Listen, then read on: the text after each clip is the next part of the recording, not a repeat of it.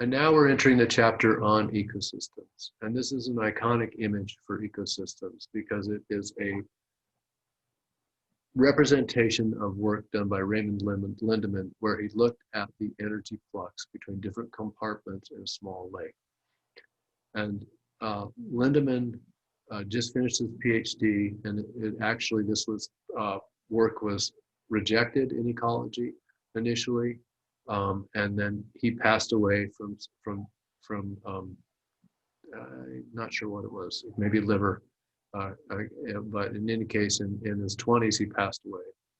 And his advisor, G. Evelyn Hutchinson, who's sort of the father of modern limnology, really pushed this paper through the journal and got it published, and it established the whole field of ecosystem ecology in a lot of ways.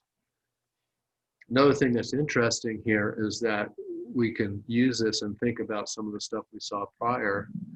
We talk about this part of the food chain, and how do we talk about this part of the food chain with respect to controlling eutrophication? Anybody remember what that manipulating this part of the food chain is called? Like if I get rid of zooplankton predators, if I get rid of zooplankton predators, and to alter the phytoplankton, what is that called? What's that? What does it start with? T. Top down, yes, that's good. Cassie got it. Top down control, or a trophic cascade, right? Using a trophic cascade, right? But then that, again, as we talked about with the microbial loop, things are more complex. Here we have this idea that you have a lake and this sort of classic view of what's going on in the lake, but there's all this stuff growing on the side, right? There's parasite and benthic consumers, specific predators, species that go in and out, right? And use both, so energy flux can basically go over boundaries. So it has a couple of interesting things to say on it. In this chapter 24, we'll talk about general approaches to ecosystems, and then we'll go through the ecosystems and the major habitats we've considered so far in this class: groundwater, streams, lakes and reservoirs, and wetlands. And then we'll end with a comparison of ecosystems.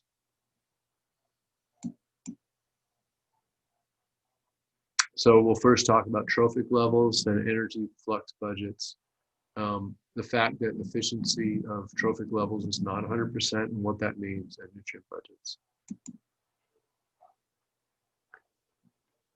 So one of the early ecosystem approaches taken was by Odom, and he looked at the at Crystal Spring in Florida, and he looked at biomass pyramids, production pyramids, and then looked at the ratio of production to biomass.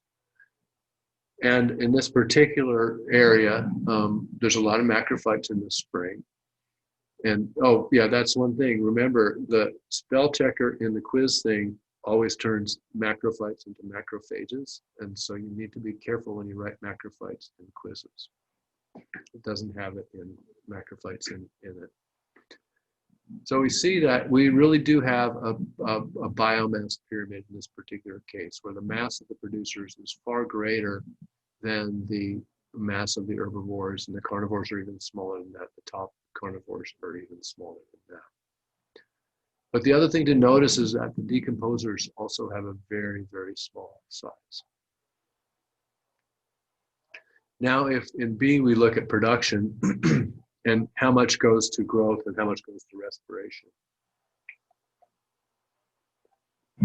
And we see that there's a substantial larger amount of production by decomposers than there was relative to its biomass. And the producers, again, are still the most dominant, then herbivores, carnivores, top carnivores. In some of these springs, actually, the manatees or dugongs are part of the herbivores, just out of interest. So this has to be a production pyramid. Has to be a pyramid like this with a broad base and a narrow top. So why does panel B have a pyramid shape, but that's not required for panel A?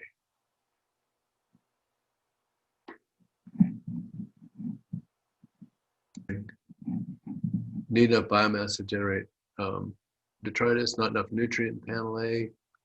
Not exactly. So this is all the same system, right? They're all exactly the same spring, just a closed enclosed spring. Okay, so let's start with the beginning. Why is it that the amount of energy per square meter per year has to be greater flowing through the producers in that spring than the earth, the things that are eating the producers and the carnivores? What is it that is basically constraining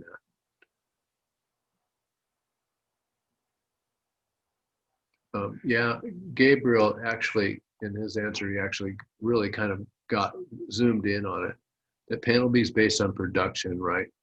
So why is it that there's not as much energy at this level, at the herbivore level, than the producers? Anybody remember that from their fundamental ecology?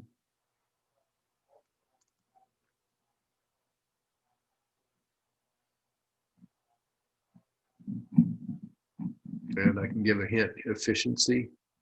Yeah, 10% rule, there we go, right. Energy you can't make energy, right? The laws of thermodynamics basically say that you can't create energy out of nothing. So in this system, if the primary producer is the primary energy input, the energy flux coming in has to be greater through this compartment than this compartment, the herbivore, and greater than this one than this one. And the 10% rule may or may not hold. You know, in this case, this looks like to be herbivores are substantially more productive than 10% of this.